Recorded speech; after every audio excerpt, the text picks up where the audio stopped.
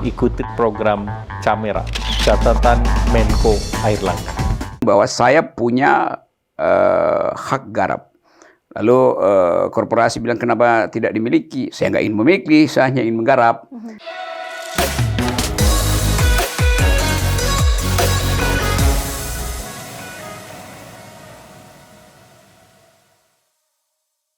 Ada filosofinya nggak sih Bang ruangan ini? Karena kalau saya lihat ini atasnya anyaman, temboknya ini juga masih mempertahankan tekstur bebatuannya juga, apa ya, originalitasnya itu dijaga ya? Ada filosofinya penghematan sebetulnya. Karena ini batu yang di gunung di 200 meter dari sini, batu-batu kali itu dijual itu karena tambangnya di situ. Kalau saya di Jakarta ini dulu harganya 1,5 juta. Satu truk ke Jakarta. Ke Bogor 1 juta. Kalau di sini cuma 200.000. Karena tinggal saya angkut dari situ tuh. Demikian juga ini. Ya ini anyaman buat bikin dingin. Kan bambu dia nyerap dingin tuh. Kalau orang pikir nih ya, rumah biasanya orang tokoh-tokoh itu karena mungkin memang sudah mapan hidupnya. Gedung bertingkat. Rumah bak istana. Pas saya masuk, nggak menemukan seperti apa ya.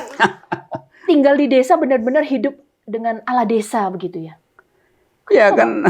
Bukannya katanya kalau rumah agak gedung gitu itu nyaman. Ya mungkin ada yang merasa nyaman kalau tinggal di gedung, tapi ini ruangannya saya buka, ini pintunya banyak, jendela banyak, bahkan nggak ada kamar di sini, orang bisa bergeletak di mana aja tuh. Jadi ini sebenarnya bukan rumah. Iya. Kalau rumah kan mesti ada kamar itu. Dan saya anggap bahwa dibiarkan aja kalau pagi kabut masih masuk ke sini, binatang lalu lintas. Wow. Jadi ini rumah semua makhluk. Tuh, bukan cuma manusia. Aja. Monyet juga kadang-kala turun dari pohon ya. Kalau hutan di belakang sana kehabisan makanan, monyetnya datang ke tempat sini buat nyari makan. Pernah ada yang nginep nggak? Kerabat, teman mungkin? Sering teman-teman saya yang suka naik gunung pasti bergeletakan di sini buat terbuka ya berarti. Terbuka tuh, silakan Caca bisa pilih bangku mana yang kamu perlu. Tapi kalau saya ini memang sempat mendengar ya Bang ya, Abang sedikit apa ya, mohon maaf nih Bang ya, sedikit agak ada perselisihan lah dengan pengembang besar terkait rumah ini. Gimana sih cerita? Oh iya, itu 6 bulan lalu kan jadi kasus rumah ini karena Sentul City mensomasi saya buat menggusur. Tapi saya terangkan bahwa yang disebut hak hukum itu kadang-kala dimanipulasi oleh pejabat negara tuh, dan dalam banyak hal kan korporasi itu justru dibujuk oleh birokrasi untuk bermain untuk memalsukan macam-macam gitu. Sogok menyogok tuh. Dan itu yang jadi semacam problem utama agraria di Indonesia kan, konflik agraria selalu berawal dari kong-kalingkong antara pejabat dan pengusaha tuh. Nah itu problemnya juga di situ begini, dan saya pada waktu itu menentang untuk digusur karena saya dalilkan bahwa saya punya hak garap. Lalu korporasi bilang kenapa tidak dimiliki? Saya nggak ingin memiliki, saya hanya ingin menggarap. Jadi filosofi itu sebetulnya yang kadang-kala orang anggap kalau hak garap itu lebih rendah dari hak milik. Padahal fungsi dia memang cuma menggarap, buat apa dinaikkan? Tapi itu udah selesai karena teman saya Haris Asrar berhasil untuk meyakinkan bahwa tidak boleh ada penggusuran tentang hal-hal yang sebetulnya harus dijaga, itu lingkungan tuh.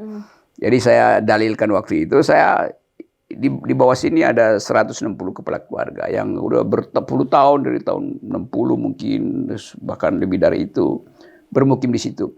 Jadi pemukiman itu kan hak asasi manusia tuh. Tidak boleh kapital itu tiba-tiba datang untuk menggusur. Nah itu sebetulnya yang kita lagi pastikan. Terutama di era kepemimpinan Pak Jokowi kan, Pak Jokowi bagi-bagi sertifikat kan. Padahal sebetulnya bukan sertifikat yang mesti dibagi, tanahnya yang mesti dibagi. Baru dikasih sertifikat gitu. Tapi itu soal peka lah. Kita ngomong yang nggak peka aja. Oke Bang, mungkin gini ya, mengingat mungkin para rock friends istilahnya. paham ya bahwa konflik tanah, konflik lahan ini sensitif. Banyak masyarakat yang nggak akan bisa menang kalau misalnya sama pengembang yang besar. Kalaupun mereka tarung di pengadilan, udah kalah duluan. Karena biasanya pengembang ini bawa selusin pengacara. ya kalah lah mungkin masyarakat. Nah, punya pesan nggak sih Bang?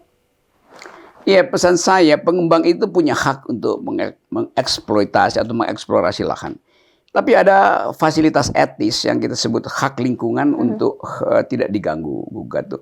Hak pohon cemara untuk tetap hijau, hak burung untuk bersarang di pucuk-pucuk cemara, hak angin untuk berdesir di kaki-kaki pohon cemara tuh, hak cacing untuk berubah di cemara. Jadi satu pohon cemara itu dia melindungi banyak hak di situ.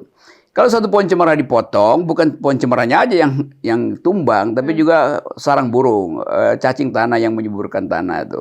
Lalu pohon itu kan juga sungai kecil kan. Ada kapiler di situ. Air tanah naik ke pucuk pohon melalui kapiler di batang, lalu mengalami fotosintesis, karbonnya diproduksi. Sisanya adalah embun yang nanti besok pagi diuapkan kembali oleh matahari. Jadi keindahan itu yang kadang-kala tidak masuk dalam kalkulasi para korporasi kan itu. Nah, lebih berbahaya lagi, korporasi ini hanya berani untuk menggusur kalau ada backup dari kekuasaan kan. Kan itu intinya tuh. Jadi sebetulnya intinya bukan pada korporasi tapi kekuasaan yang bermain-main untuk dapat keuntungan dengan menggusur lahan. Jadi di belakang aksi korporasi pasti ada aksi kekuasaan tuh. Entah dia menteri, entah dia kepala BPN lokal, itu semua tuh kita tahu lah itu akal-akalan dari birokrasi itu. Buat negara ini didirikan untuk melindungi warganya tuh. Jadi tetap suara harus dibuat vokal tuh, dan saya nggak berhenti dalam soal itu. Walaupun pada akhirnya mungkin kita masuk pada pragmatisme. Oke, di bagian ini mungkin kita kalah, tapi nggak boleh semuanya kalah tuh. Ikuti program Camera, catatan Menko Airlangga.